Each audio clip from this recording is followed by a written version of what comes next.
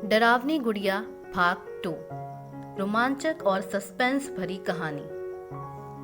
वह सोच में पड़ गई कि आखिर ये गुड़िया चल कैसे रही है। काजल विज्ञान की स्नातक थी, तो उसे पता था कि बिना किसी ऊर्जा स्रोत के कोई खिलौना नहीं चल सकता। यह बात वह जानती थी। वह उस गुड़िया को हाथ में लेकर ध्यान से उसका चेहरा देखने लगी। उसकी गोल गोल और चमकदार नीली आंखें जल्दी जल्दी चालू बंद हो रही थी। एक पल के लिए तो वह कुछ समझ ही ना पाई। वह काफी डर गई थी। उस गुड़िया की ध्वनि उसे काफी परेशान कर रही थी, तो उसने उसे अपने कमरे के कोने में जोर से फेंक दिया और वह गुड़िया दीवार से जाकर टकरा गई। जोर की आवाज के साथ वह रबर की बनी गुड़िया एक करवट जा गिरी और उसका एक हाथ शरीर से अलग हो गया। काजल को लगा कि वह गुड़िया बंद हो गई, लेकिन उसकी आवाज अभी भी बंद नहीं हुई, बल्कि और बढ़ गई। परेशान होकर काजल ने जाकर उस गुड़िया को उठाया तो उसका चेहरा देखकर हैरान रह गई। उसके चेहरे पर किसी सजीव इंसान की तरह पीड़ा व दर्द के भाव थे और उसके टूटे हुए हाथ से रक्त चू रहा था। काजल के हाथ पांव फूल गए। उसे सांस नहीं आ रही थी।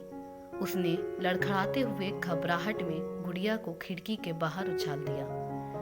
उसके देखते देखते ही वह रबर की गुड़िया 3 मंजिल नीचे जा गिरी और तुरंत बाद एक बड़ी गाड़ी उस पर से गुजर गई। काजल ने झांक कर देखा तो उस गुड़िया के अवशेष छिन्न भिन्न से नीचे छितराए हुए थे। उसने चैन की सांस ली और उसका टूटा हुआ हाथ भी उठाकर नीचे फेंक दिया। उसका पूरा शरीर मानो सुन्न पड़ चुका था। फिर काजल ने हांफते हुए मोबाइल से हर किसी को फोन करके पूछा कि उसे गिफ्ट में वह गुड़िया किसने दी थी, पर किसी ने हामी नहीं भरी। काजल हैरान होती हुई अपने बेड पर गई और थोड़ी देर में ही नींद के आगोश में समा गई। आधी रात को किर किर की आवाज से काजल की नींद उड़ गई। उसने कुछ देर अनसुना करने की कोशिश की, लेकिन जब आवाज बढ़ती ही गई और बर्दाश्त से बाहर हो गई तो उसकी गहरी नींद टूट गई और जब उसे वस्तु स्थिति का आभास हुआ तो उसकी आंखें आतंक से फट पड़ी।